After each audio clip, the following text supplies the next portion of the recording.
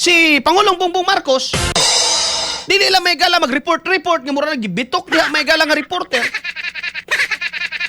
Kung dili nakalay daw na ang plano pahibaw ami ko sa plano ninyo. We deserve to know bisan pag di mi uyo nimo. Even people nga wa mo butar nimo, they deserve to know ngano man. Pilipino gyapon mi.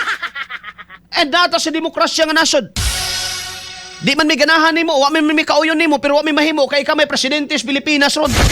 Bullseye. Kauban si katropang Arnel Cortez. Bullseye. Di modo nang inahanglan may konkreto nga plano sa gobyerno sa may konkretong plano. Ipahibalo na through Anti-Claire. Dili kay pagtingog ni Anti-Claire karon diha banatan Sara Duterte. Digong Duterte. Mga Duterte na lang tanan ang unod. Halos makalimot naman lang ganita nga napay flood control anomaly ha. Maayong buntag ni mo da, Dato Jerry Sisbino. No, maayong buntag ka tropang Arel watching from Duhali, Braulio, Duhali, Davao del Norte. Good morning, sir. Good morning! Inos Dolino, maayong buntag. Good morning! Ay mo kalimot, napatay problema sa flood control. Niya paninggira may galaan niya to atay konkretong plano ani usaon man nato ni Mr. President. Usaon na mo ni. Naba kay assurance nga di mi magpait ani. Kay basig pait pas apdos baksa namong dangtan ani. Bullseye. Kauban si katropang Arnel Cortez. Bullseye. Ngano, madalabas panawagan o samando ni Risa Ontiveros? Nga, ingon siya nga, ihunong na ninyo ng gira diha, Donald Trump. Maminaw ba si Donald Trump kang Risa? Kinsa man na siya? You have nothing to do with, wa mo'y mahimo diha nga para manawagan.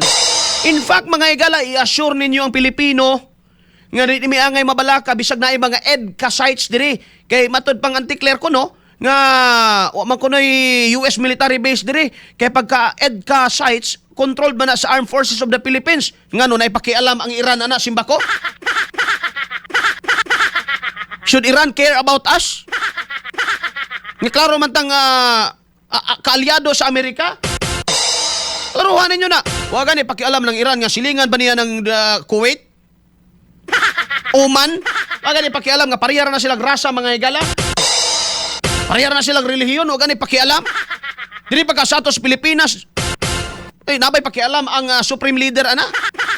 O kinsa man ang mahimo na po Supreme Leader, kay napatay naman po gunot ng bagurang nilingkod, wa pakainit ang sampot may gilas lingkuranan, ni Asuna kay gibumbahan.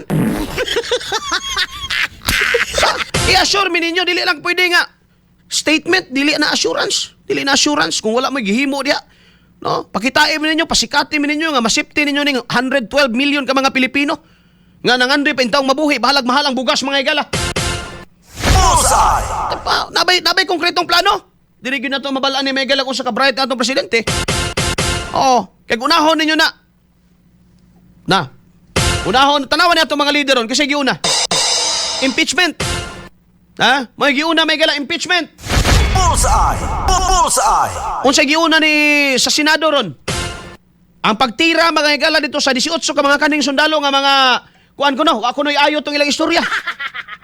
Maminaw siya gamay gala sa spokesperson sa o sa Palace Press Officer, kisa na po'y tirahon na. Sara na pod. Ang gikinahanglan na mo ron, konkreto nga plano, unsa naman? Ano na? Mag-unsa man yan eh. Una, i-assure ninyo, sige. Given nga EDCA sites na, dili na military base. Pero again, nabay pakialam ang Iran diha. If ever, simba ko lang, may gala palayo, 7 ka bungtod, 7 ka laud. No? Simba ko lang, mahitabo, may gala, nabatay, unsa may atong buhaton na ni? Naba? Kabalo man ang Iran tingali nga naatay mga military deal mga higala sa Amerika. Again, subliun ako. Agad sila pakialam anang naas Kuwait, Oman, Qatar, Bahrain nga parihara nila nagrelihiyon. Parihara na sila mga higala mag-assalamualaikum. Parihara na sila magkasinabot mga higala sa Arabic. Kay isar na sila diha. O magani pakialam, gira magay na sila. Kita pagka diri may higala nga. Nabalaan na to diri mga katropa, kuanra, kurakot. O na diha, unsa may konkretong plano? Kaduha. Na ba giuna pa ninyo ng pag tan-aw na usa man nato ni atong gasolina be. May alternative na to ron. Sir, magbalita nga nanay krudo anang malampaya. Nauna pa magkahurot tong gikurakot nga pundo anang malampaya. Tininood na ba na nga makahatag na makasupply kana sa needs mga higala? Pag mo spike, imagine na, mo 100 ang litro mga higala sa gasolina, mudagan ka pa.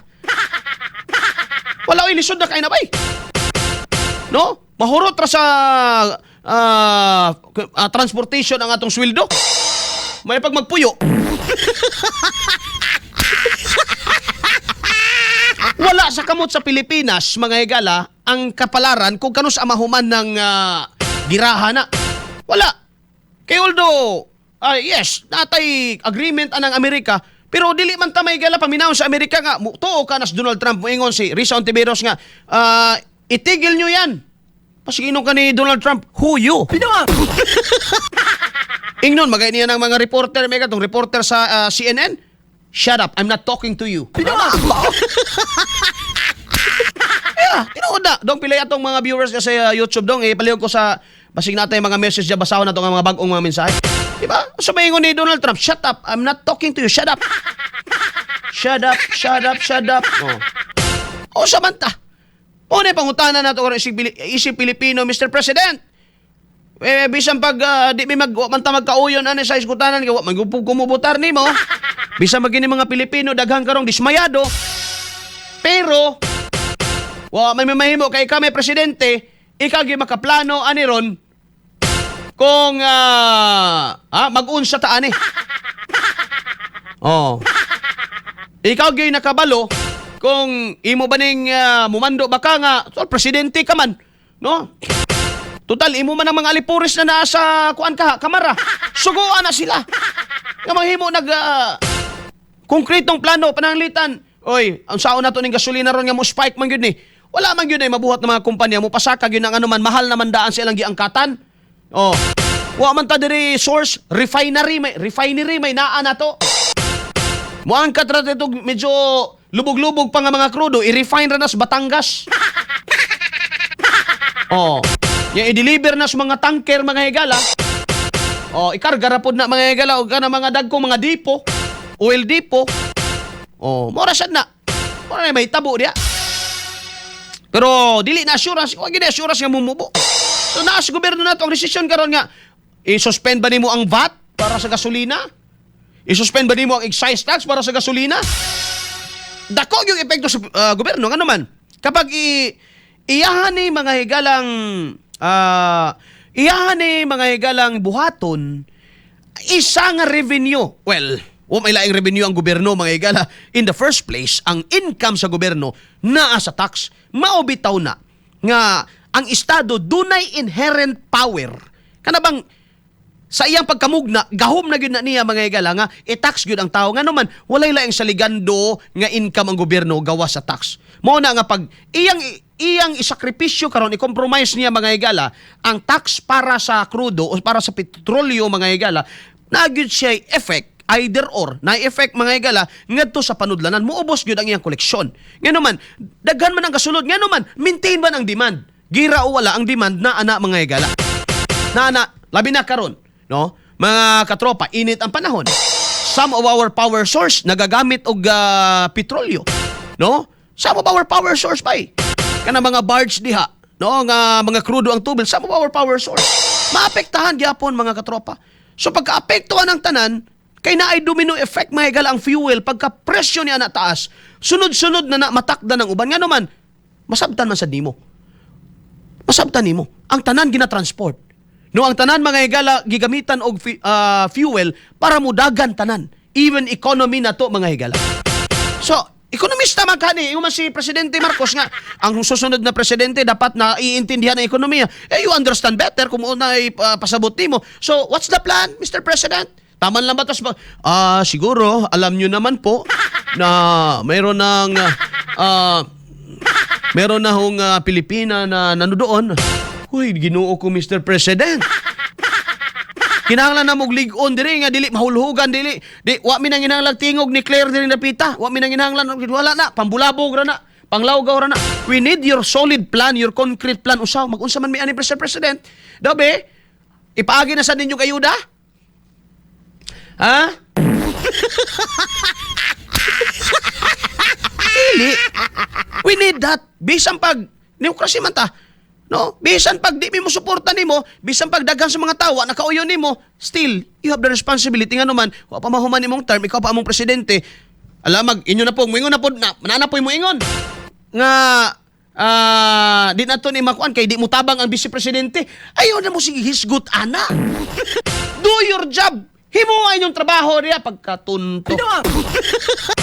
Pasig na po mo ingon na po ni Chanticleer nga ako ang vice presidente ay tutulong sana mas magaan-gaan. Linti. Di na mao. Buhatan ninyo inyong trabaho. Pero ako ba'y kuan ko kanang nahadlo ko bang ano man with this kind of politicians we have right now. Patay ta. Una ginaingon may galas tinambay istorya mamatay tagway samad parikoy. May Sato Estrada, good morning Sir Arnel. You're doing great job discussing important issue.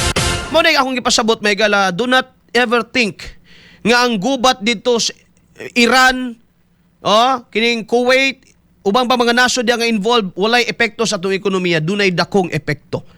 Gawas pa, dapat na iplano ang gobyerno unsaon karon ning repatriation. If repatriation happens by pag-uli ana, isa pa na, hunaw-na pila ka income mga higala, pila income sa mga OFW nga dollar ang ipadala, maputol na. And syempre, nai-obligasyon ng gobyerno nga pagka ng OFW na to nakauli because of war. We have the responsibility, the obligation of the state, may higala nga, ayudahan sad ni sila. Nga naman, for the past years sa ilang kinabuhi, they've been helping us. Nagatabang sila nato. Pinagi sa pagpadala nilang mga dolyaris and we earn. Ang atong gobyerno naka-generate, naka-income ni ini. Lisod po, walay itabang may gala. Pila ka mga Pilipinos by the way ang nasa Middle East karon. Haskan daghana mga igsoon. Bullseye! Bullseye! Kawas pa ni ana. So, libog and lisod actually. Nasod gud imong dagpadaganon ani mga higala karon. Naagi mga panahon nga kita mismo may kala makaingon kag di lang sa ko magsakyanan, magtipid gyud ka. Magtipid gyud ka. That's on your part. That's on your level may gala nga mabuhat nimo. But on the government level, wa ba siya angay himuon? Dapat na. Dapat na siya himuon mga higala. We need that. Bullseye! Cellphone Plus Gold. Mapalit sa mga butika sa inyong lugar.